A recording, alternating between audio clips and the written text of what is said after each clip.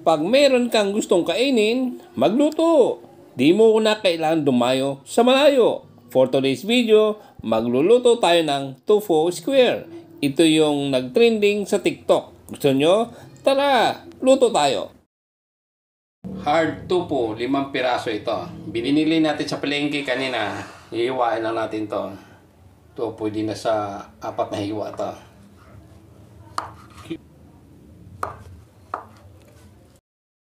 Maghahanda lang tayo ng ating pangcoating. Unahin lang ang itlog, batihin lang maigi para kapit na kapit ang itlog sa tofu. Isunod na rin ang cornstarch at ang breadcrumbs para ma-coat ang tofu. Umpisa nating ilubog ang mga tofu. Unahin sa cornstarch, paikot-ikotin para malagyan lahat at bahagyang itaktak. At isunod na ilubog sa binating itlog. Ganun din ang gagawin. Paikot-ikutin para malagyan din lahat. At isunod na ikot sa ating breadcrumbs. Ganun din ang procedure. Ikot-ikot para malagyan lahat. At bahagyang i-shake para matanggal ang mga excess. Isa-isa hanggang sa matapos. Maglalagay na tayo ng mantika. Bali 1 cup. At painitin na rin. Pag mainit na, ilagay na ang mga slice na tofu. Kasing laki ng cubes. Bali, 20 piraso lahat. Isa-isa nating nilagay. Once na mag-brown, balik na rin. Para pantay ang pagkaluto. Pag nag-brown na, tingnan muna natin paikot kung nag-brown nga lahat. At pwede na rin nating hanguin sa kahirapan. May ganun, isa-isa nating hinango. Ang ikalawang batch, di na natin pinakita dahil ganun din ang procedure.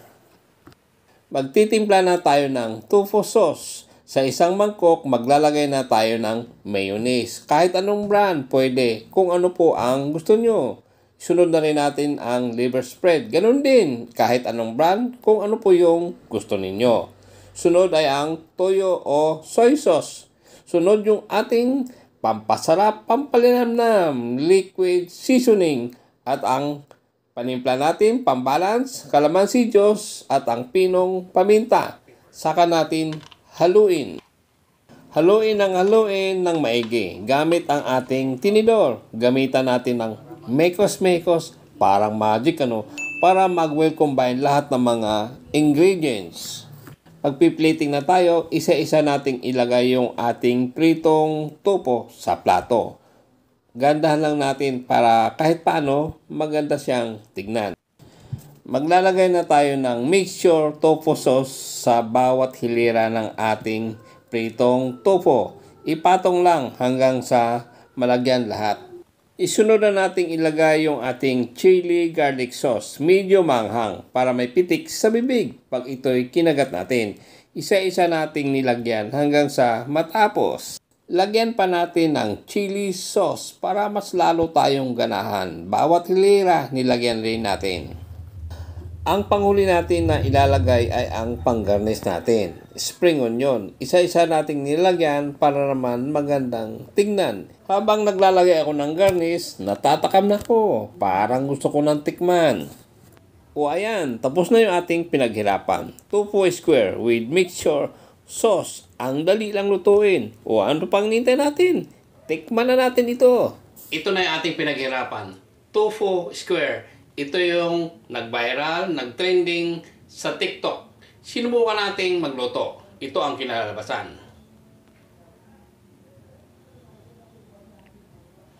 O ayan. Titikman natin ngayon to. Kakamayin natin to. Ayan. Susubo na ba natin to ng buo? Parang ang laki.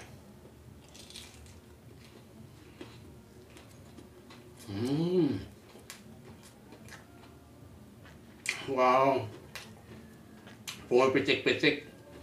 Chili sauce, chili garlic. Pwede rin natin pa ulam ito. Isang tikim pa.